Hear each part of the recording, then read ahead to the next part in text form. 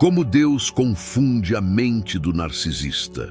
Você já se perguntou por que algumas pessoas parecem viver numa bolha de ilusão tão perfeita que jamais conseguem enxergar a realidade?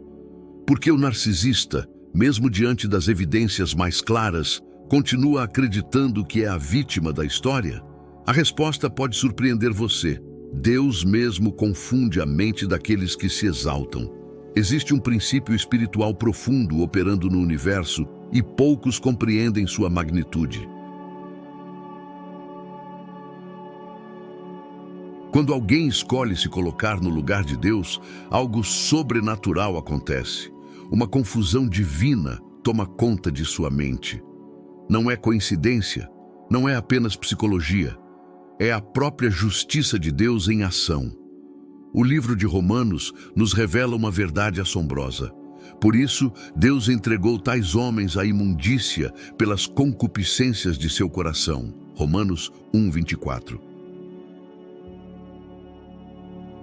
Quando alguém rejeita sistematicamente a verdade sobre si mesmo e sobre Deus, o Criador permite que essa pessoa seja entregue às suas próprias ilusões. É como se Deus dissesse: você quer viver na mentira? Então viva, mas arque com as consequências. C.S. Lewis, em sua obra Cristianismo Puro e Simples, escreveu algo que deveria nos fazer tremer. O orgulho é essencialmente competitivo.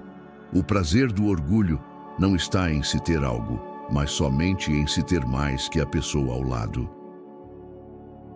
Lewis compreendeu que o orgulho não é apenas um defeito de caráter, é uma força destrutiva que cega completamente a percepção da realidade. Mas aqui está o que muitos não percebem. Essa cegueira não é acidental. Deus ativamente confunde a mente do orgulhoso. É uma intervenção divina, um ato de justiça perfeita. O narcisista não consegue enxergar porque Deus não permite que enxergue.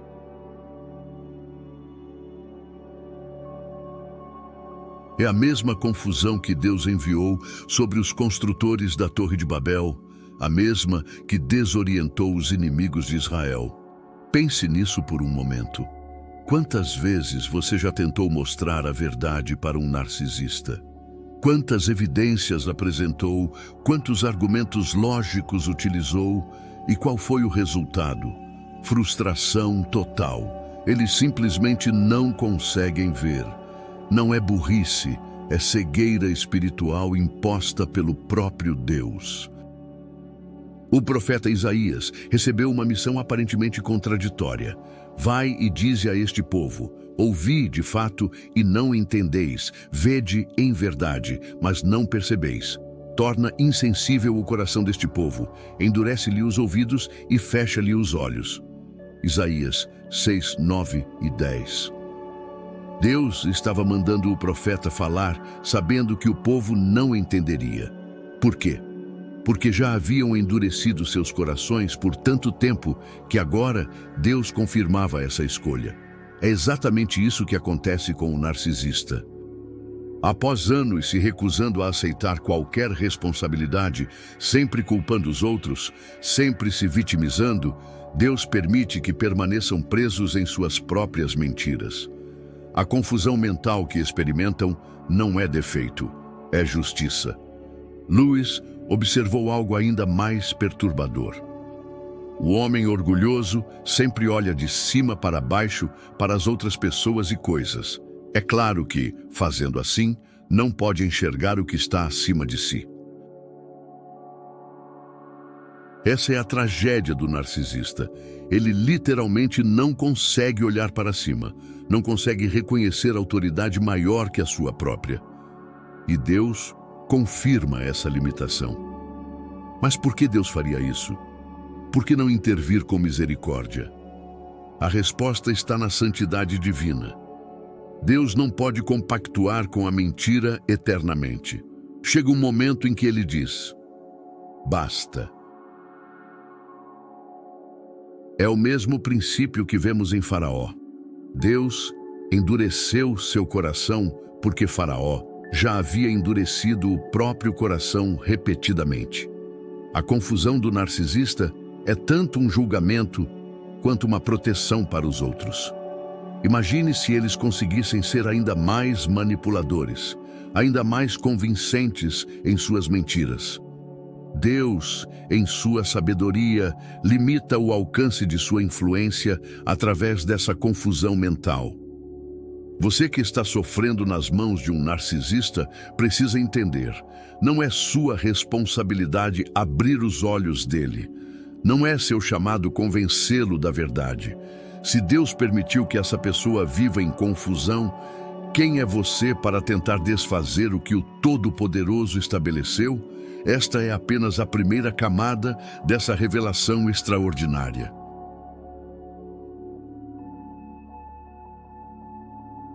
Nas próximas reflexões, vamos mergulhar ainda mais fundo neste mistério. Como Deus opera na mente do orgulhoso, quais são os sinais dessa confusão divina e, principalmente, como você pode se proteger e encontrar libertação completa. Executando Prompt 2, expansão do problema. A confusão mental que Deus permite sobre o narcisista se manifesta de formas tão específicas que chega a ser assustador de observar. É como se existisse um padrão divino, uma assinatura celestial, em cada distorção da realidade que eles experimentam. Primeiro, observe o distúrbio da memória seletiva. O narcisista literalmente não consegue lembrar de seus próprios erros com clareza, mas cada suposta ofensa que sofreu fica gravada como em pedra. Não é fingimento, é uma alteração real da percepção. Deus permite que a mente deles funcione como um filtro que só deixa passar informações que alimentem sua autoimagem inflada. Rei Saul é o exemplo perfeito dessa confusão divina em ação. Quando as mulheres cantavam, Saul matou milhares, mas Davi matou dezenas de milhares, 1 Samuel 18:7, algo sobrenatural aconteceu na mente de Saul. A Bíblia diz que Saul se irou muito, pois esta palavra pareceu mal aos seus olhos, 1 Samuel 18:8. A partir desse momento, Deus permitiu que uma confusão terrível tomasse conta de sua mente. Observe como a mente de Saul se tornou incapaz de processar a realidade corretamente. Ele começou a ver Davi, seu leal servo, como uma ameaça mortal. Perseguiu um homem inocente por anos, convencido de que estava defendendo seu reino. Essa não era apenas paranoia humana. Era confusão enviada por Deus como consequência do orgulho enraizado. A segunda manifestação é a inversão da vítima e agressor.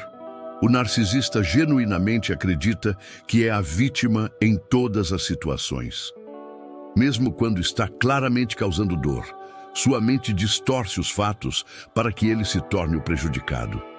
Isso não é estratégia consciente, é cegueira espiritual. C.S. Lewis compreendeu profundamente essa dinâmica. O orgulho leva a todos os outros vícios. É o estado mental mais oposto a Deus que existe. Quando alguém se coloca em oposição direta a Deus, através do orgulho, o próprio Criador permite que viva nas consequências dessa escolha. Uma mente que não consegue mais distinguir verdade de mentira. Jezabel nos oferece outro exemplo bíblico devastador. Quando confrontada com a verdade através do profeta Elias, sua mente não conseguiu processar que ela estava errada. Em vez disso, ela perseguiu o homem de Deus, convencida de que era uma defensora da justiça.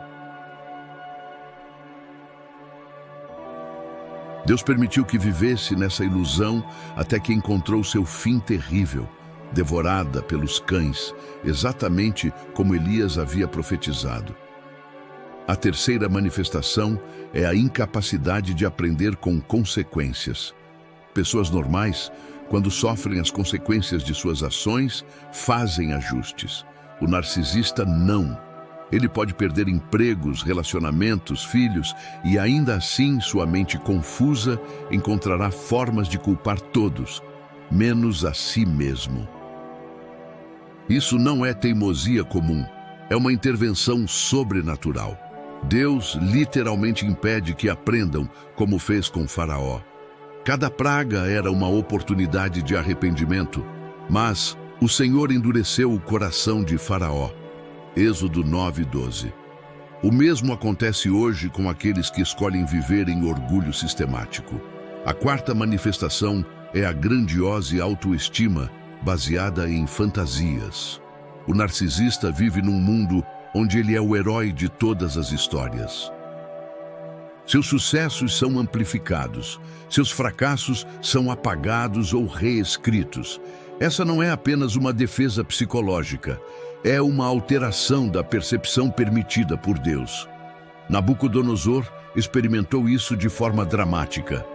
Ele se passeava em seu palácio dizendo: "Não é esta a grande Babilônia que eu edifiquei para a casa real, com a força do meu poder e para a glória da minha majestade?" Daniel 4:30. Imediatamente após essas palavras, Deus o fez viver como animal por 7 anos. Sua mente foi confundida de tal forma que perdeu completamente o senso de realidade. Mas aqui está o que poucos percebem. Essa confusão é também uma forma de misericórdia. Se Deus permitisse que o narcisista visse a verdade completa sobre si mesmo, toda a dor que causou, toda a destruição que deixou pelo caminho, toda a maldade que há em seu coração, muitos não conseguiriam suportar e poderiam se autodestruir. A confusão divina os mantém funcionais, mas presos. É como se Deus dissesse: "Você rejeitou minha verdade, então viverá na sua própria versão distorcida da realidade, mas não conseguirá escapar das consequências dessa escolha." Esta realidade muda completamente como devemos nos relacionar com narcisistas. Pare de tentar abrir os olhos deles. Pare de apresentar evidências. Pare de esperar que reconheçam a verdade. Se Deus permite que vivam em confusão, você não tem poder para desfazer isso. Sua energia precisa ser direcionada para se proteger, para compreender o que Deus está fazendo através dessa situação em sua própria vida e para encontrar a liberdade que só vem quando paramos de lutar contra os propósitos divinos. Na próxima reflexão, descobriremos exatamente como essa libertação acontece e qual é o plano de Deus para a sua vida neste processo. Executando Prompt 3. Solução espiritual. A libertação da confusão narcisista não vem através de confronto ou tentativas de mudá-los. Vem através da compreensão profunda de como Deus opera em meio ao caos que essas pessoas criam. A solução espiritual está em alinhar nossa perspectiva com a perspectiva divina sobre essa situação.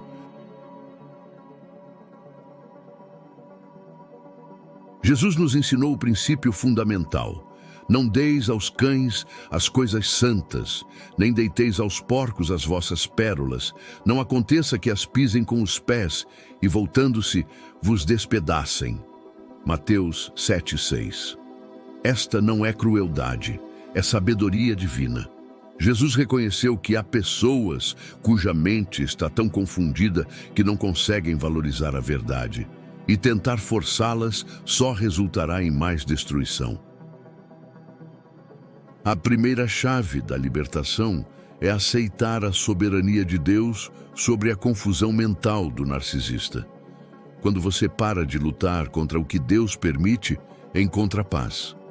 Quando aceita que essa pessoa está sob um tipo específico de julgamento divino, para de se culpar por não conseguir salvá-la. O apóstolo Paulo compreendeu isso profundamente.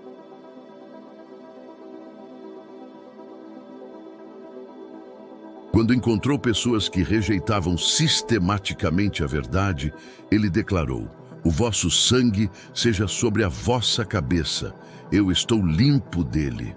Atos 18:6. Paulo não estava sendo cruel, Estava reconhecendo que há um limite para nossa responsabilidade com aqueles que escolhem permanecer na mentira. CS. Lewis escreveu algo revolucionário sobre essa dinâmica. Há duas espécies de pessoas: aquelas que dizem a Deus, seja feita a tua vontade, e aquelas para quem Deus diz, por fim, seja feita a tua vontade. O narcisista é alguém que insistiu tanto em sua própria vontade que Deus, em certo momento, disse: então seja feita a tua vontade, viva na confusão que você escolheu. A segunda chave é compreender seu papel como instrumento da justiça divina. Deus não permite que você sofra nas mãos de um narcisista por acaso. Muitas vezes, você é o instrumento através do qual Deus está expondo a verdadeira natureza dessa pessoa. Suas reações saudáveis, suas fronteiras, sua recusa em participar das fantasias deles, tudo isso serve para intensificar a confusão que Deus já está operando. Daniel nos oferece um exemplo poderoso. Quando Nabucodonosor estava no auge de sua confusão mental, Daniel não tentou argumentar com ele ou convencê-lo da realidade. Em vez disso, Daniel manteve sua integridade, continuou servindo a Deus fielmente e permitiu que o próprio Deus lidasse com o rei confuso. O resultado?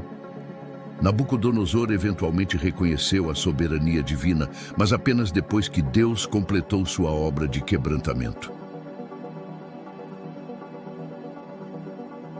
A terceira chave é desenvolver discernimento espiritual para reconhecer a diferença entre confusão permitida por Deus e possessão demoníaca. Nem todo comportamento narcisista tem origem demoníaca direta. Muitas vezes, é simplesmente o resultado natural do orgulho que atingiu o ponto onde Deus permite que a pessoa viva nas consequências de suas escolhas.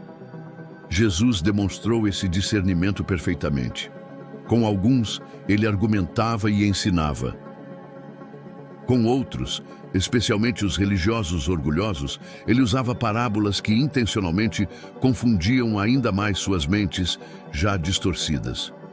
Por isso, lhes falo em parábolas, porque vendo, não veem, e ouvindo, não ouvem, nem compreendem. Mateus 13:13. A quarta chave é encontrar sua identidade em Cristo, não na aprovação do narcisista.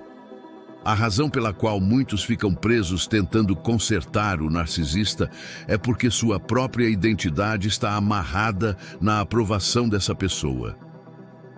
Mas Deus permite essa situação exatamente para quebrar essa dependência doentia. O profeta Samuel teve que aprender isso com Saul. Samuel amava Saul genuinamente e sofreu muito vendo sua deterioração mental.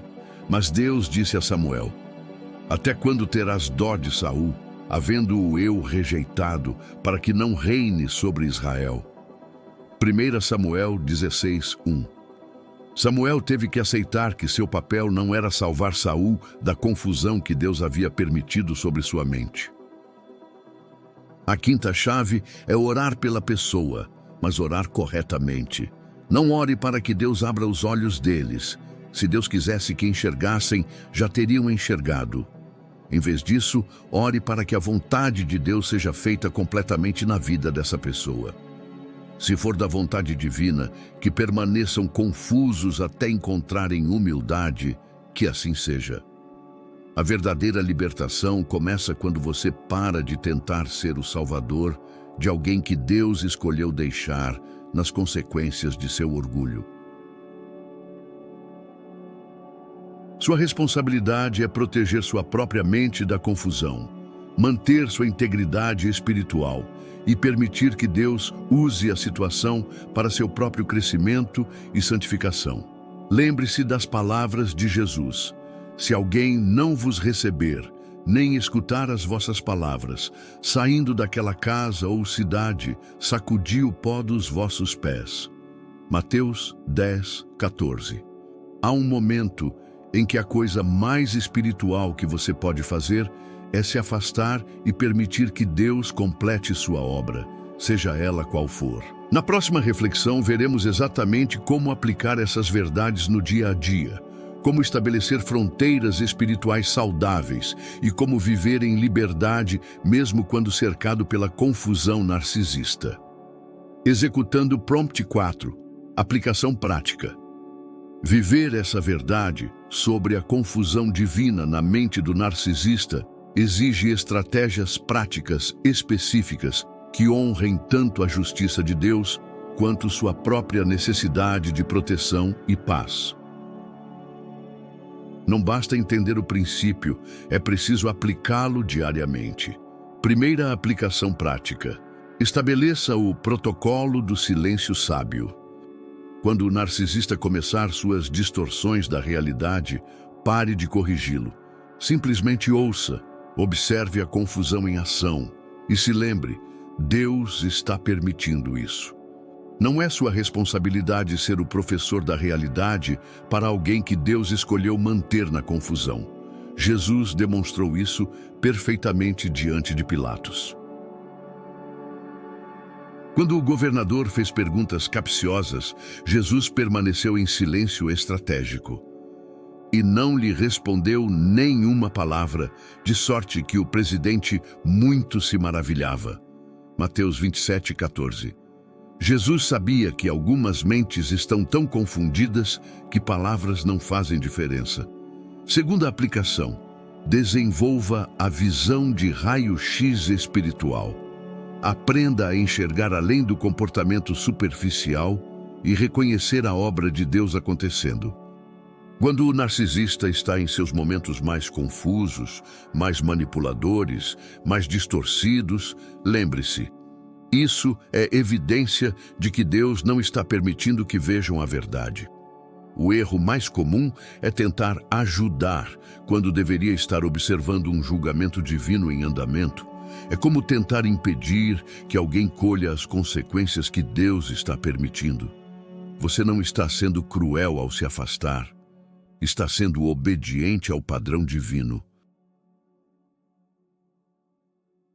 Terceira aplicação. Implemente o sistema de documentação espiritual. Mantenha um registro escrito dos padrões de confusão que observa. Isso não é para usar contra a pessoa, mas para fortalecer sua própria percepção da realidade. O narcisista tentará fazer você duvidar do que viu e ouviu. Ter registros escritos protege sua mente da manipulação. Quarta aplicação. Pratique a comunicação de fronteiras divinas. Quando precisar estabelecer limites, use frases como "eu não vou mais discutir isso" ou "esta conversa não está sendo produtiva". Não tente explicar por que está estabelecendo a fronteira. Pessoas em confusão mental não conseguem processar explicações racionais mesmo. Lembre-se do exemplo do profeta Eliseu com Naamã. Quando o comandante sírio veio cheio de orgulho esperando um espetáculo, Eliseu nem saiu de casa para recebê-lo.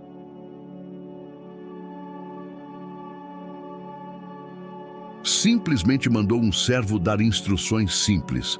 Vá se lavar no Jordão 7 vezes. Naamã ficou furioso com a falta de respeito, mas o profeta sabia que argumentar com orgulho só alimenta mais orgulho. Quinta aplicação. Cultive relacionamentos de recarregamento. Cerque-se de pessoas que enxergam a realidade claramente. O narcisista tentará isolá-lo ou convencê-lo de que todos os outros também estão errados. Mantenha conexões saudáveis que confirmem sua sanidade mental e percepção espiritual. Sexta aplicação. Desenvolva orações de alinhamento. Em vez de orar para que Deus mude o narcisista, ore para que você se alinhe com os propósitos divinos na situação. Ore, Senhor, que eu compreenda o que Tu estás fazendo através desta pessoa. Ajuda-me a não interferir no Teu trabalho.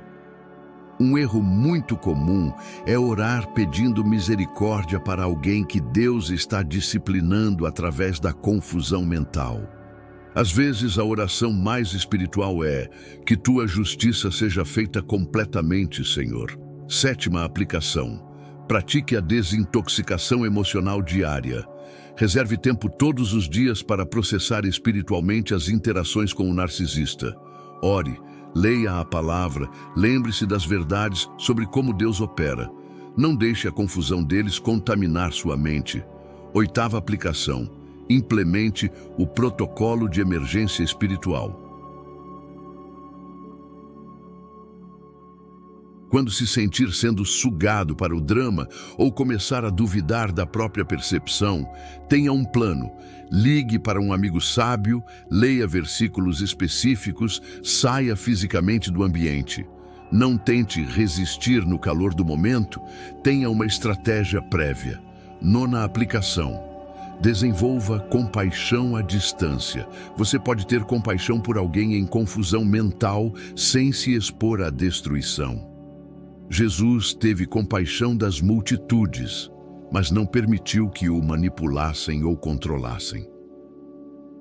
Compaixão verdadeira, às vezes, significa permitir que alguém colha as consequências de suas escolhas.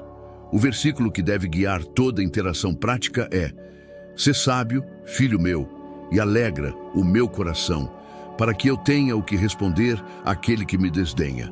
Provérbios 27:11. Sua sabedoria em lidar com a confusão narcisista é uma forma de honrar a Deus e mostrar que seus princípios funcionam.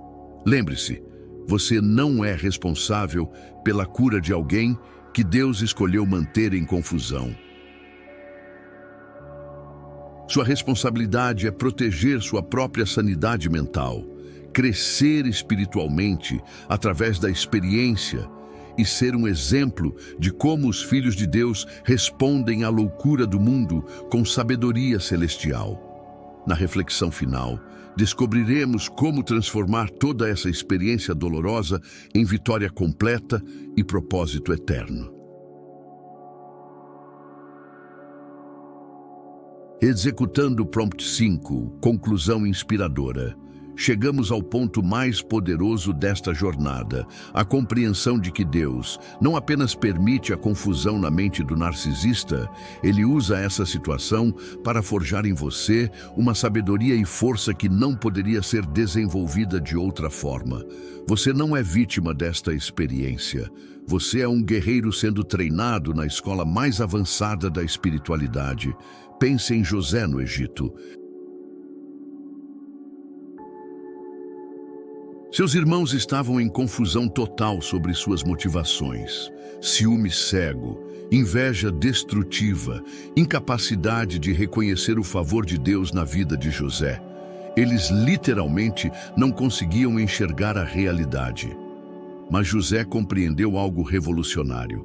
Aquela confusão mental dos irmãos fazia parte do plano divino para posicioná-lo onde Deus precisava que ele estivesse. Você está sendo posicionado. Cada dia suportando a loucura narcisista, cada momento mantendo sua sanidade mental, enquanto todos ao redor parecem ter perdido o senso da realidade, cada escolha de não se rebaixar ao nível da confusão, tudo isso está te preparando para algo maior. C.S. Lewis passou por sua própria jornada com pessoas difíceis e escreveu: a dor é o megafone de Deus para despertar um mundo surdo. A dor causada pela confusão narcisista não é desperdício. É o instrumento que Deus está usando para despertar em você discernimento espiritual que poucos possuem. Você desenvolveu superpoderes espirituais que nem percebe. Consegue detectar manipulação em segundos. Enxerga através de máscaras que enganariam qualquer pessoa normal. Tem uma percepção aguçada sobre mentiras e distorções. Desenvolveu uma força interior que poucos conhecem. Essas não são batalhas perdidas, são vitórias acumuladas. Daniel passou anos servindo reis confusos mentalmente. Nabucodonosor, Belsazar, até mesmo Dário teve seus momentos de cegueira espiritual. Mas observe o que aconteceu. Daniel se tornou o homem mais sábio e influente de 3 impérios diferentes. A convivência com a loucura real não o destruiu, o preparou para ser instrumento de Deus em escala mundial. Sua experiência com a confusão narcisista é credencial espiritual. Você tem autoridade para falar sobre libertação porque foi liberto. Tem autoridade para ensinar sobre discernimento porque desenvolveu discernimento em situações impossíveis. Tem autoridade para oferecer esperança porque encontrou esperança quando tudo parecia perdido. A Bíblia promete algo extraordinário. E sabemos que todas as coisas contribuem juntamente para o bem daqueles que amam a Deus, daqueles que são chamados por seu decreto. Romanos 8:28. Todas as coisas inclui a confusão mental do narcisista que tanto te fez sofrer. Deus está usando até mesmo isso para o seu bem. Você não saiu ileso desta experiência. Você saiu melhor, mais forte, mais sábio, mais capaz de ajudar outros que passam pelo mesmo.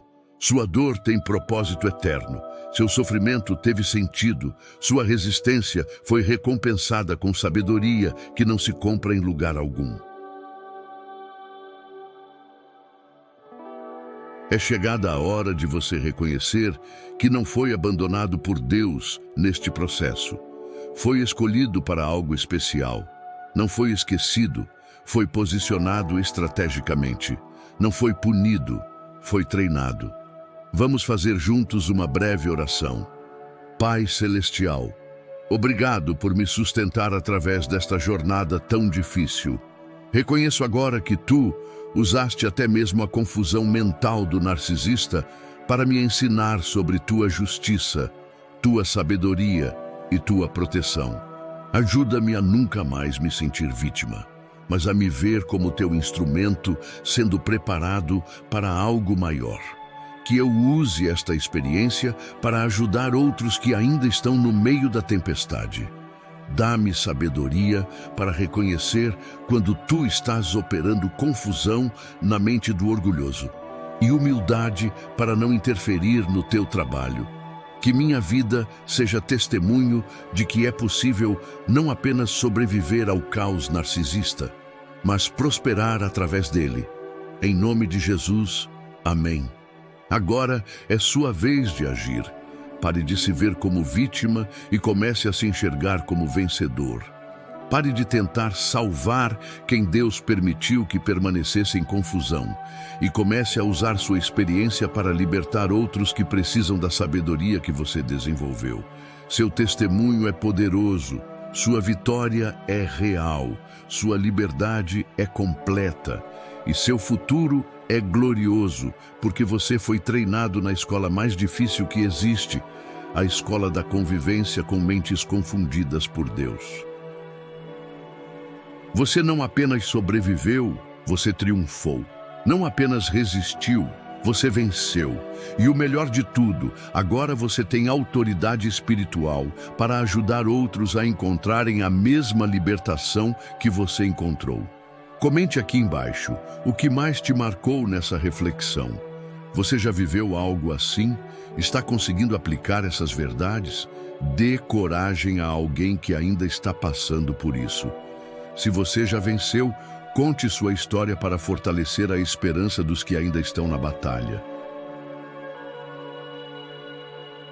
E não esqueça de seguir o canal para mais reflexões que podem transformar sua vida. Que Deus te abençoe poderosamente. O melhor ainda está por vir. Adeus e até a próxima. Reflexão de Luiz.